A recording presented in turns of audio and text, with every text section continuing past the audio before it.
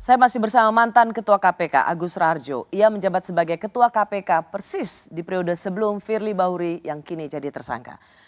Pak Agus, waktu itu Bapak kan juga Ketua KPK, ya.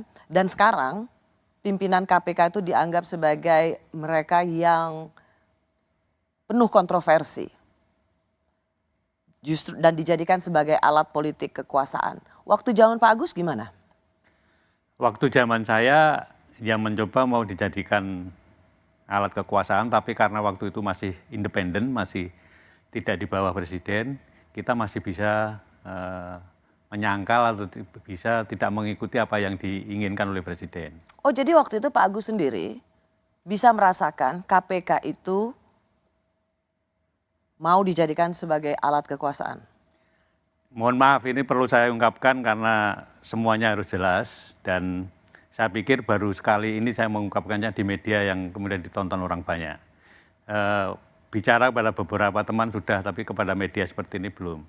Mohon maaf, kenapa saya kemudian tadi di depan juga menyoroti tone of the top, keinginan Pak Jokowi itu kemudian perlu juga menjadi perhatian kita. Saya terus terang pada waktu kasus IKTP, saya dipanggil sendirian. Oleh Presiden. Presiden pada waktu ditemani oleh Pak Pratikno. Jadi saya heran, biasanya yang memanggil itu berlima, ini kok sendirian. Dan dipanggilnya juga bukan lewat ruang wartawan, tapi lewat masjid kecil itu. Jadi dijemput dari sana. Nah itu di sana, begitu saya masuk, Presiden sudah marah. Presiden sudah marah, menginginkan, karena baru saya masuk itu, beliau sudah teriak, hentikan, kan saya heran, hentikan, yang dihentikan apanya gitu kan. Setelah saya duduk, ternyata saya baru tahu kalau yang suruh hentikan itu adalah kasusnya Pak Setnov. Ketua DPR waktu itu? Ya, Ketua DPR pada waktu itu mempunyai kasus IKTP, supaya tidak diteruskan. Nah, sprindik itu kan sudah saya keluarin 3 minggu yang lalu, dari Presiden bicara itu. Sprindik itu tidak mungkin, karena KPK tidak punya SP3, tidak mungkin saya berhentikan, saya batalkan. Ya. Kemudian karena tugas di KPK itu seperti itu, makanya ya kemudian tidak saya perhatikan, saya jalan terus. Tapi akhirnya kan dilakukan revisi undang-undang, nanti kan intinya revisi undang-undang itu kan SP3 menjadi ada, kemudian di bawah presiden, karena apa pada waktu itu mungkin presiden merasa bahwa ini ketua KPK diperintah presiden kok nggak mau, apa mungkin begitu kemudian Itu gelagat awalnya ya? Ya, nah, jadi jadiannya kan revisi undang-undang KPK itu, dan sebelum revisi undang-undang KPK itu Anda kemudian juga perlu pahami buzzer itu kemudian kan bukan main kan. KPK sarang Taliban, KPK.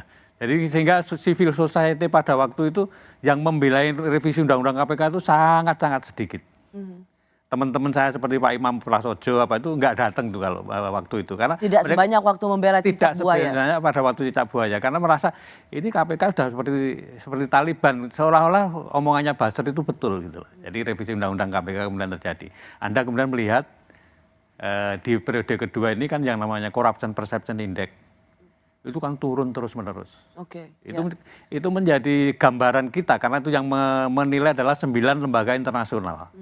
Pak Agus, kalau saya ingin kembali, jadi ini sebuah kesaksian ya, dan fakta yang Pak Agus alami bahwa Bapak dipanggil oleh Presiden untuk menghentikan kasus IKTP yang mentersangkakan Setia Novanto waktu itu menjadi Ketua DPR. Bapak bersaksi itu ya? Saya bersaksi. Saya bersaksi, dan itu memang terjadi yang sesungguhnya, saya alami sendiri. Saya awalnya tidak cerita kepada komisioner yang lain, tapi setelah beberapa lama itu kemudian saya cerita. Apa yang Bapak jawab ke Pak Presiden ketika Presiden mengatakan hentikan soal IKTP ini? Saya bicara apa adanya aja, bahwa sprindik sudah saya keluarkan 3 minggu yang lalu, di KPK itu nggak ada SP3. Nggak mungkin saya memberhentikan itu. Yang Anda tangkap Pak Agus, yang ingin dihentikan Presiden itu adalah jangan sampai mentersangkakan Setia Novanto yang waktu itu menjadi Ketua DPR. Karena Presiden waktu itu juga nanya kepada Pak Menseknek, Pak Sarasik, sprindik itu apa toh gitu. jadi itu kejadiannya pada waktu itu. Dan akhir dari pertemuan itu apa, Pak? Yang ya nggak ada apa-apa. Saya diperintahkan nggak mau ya sudah saya pulang begitu aja. Dan Bapak kemudian melihat time frame-nya atau waktu demi waktu, bagaimana kemudian ada pelemahan KPK, Ya. salah satunya dari kesaksian yang baru saja Pak Agus Raharjo katakan bahwa memang karena pimpinan KPK independen, tidak bisa diperintah oleh kekuasaan, maka dengan cara mengubah undang-undang KPK lah pimpinan KPK dapat diatur. Ya, ya. Itu salah satu yang setelah kejadian revisi Undang-Undang KPK kemudian menjadi perenungan saya. Oh ternyata pengen KPK itu bisa diperintah-perintah gitu. Setelah itu, bagaimana relasi Pak Agus dan pimpinan KPK lainnya dengan istana? Pada waktu revisi Undang-Undang KPK, semua orang mungkin tahu. Pengen ketemu nggak diizinkan. Bahkan bukan hanya ketemu presiden, ya, ketemu Menteri Kumham saja tidak diizinkan. Pimpinan KPK waktu Ya. itu? Jadi itu yang kami rasakan.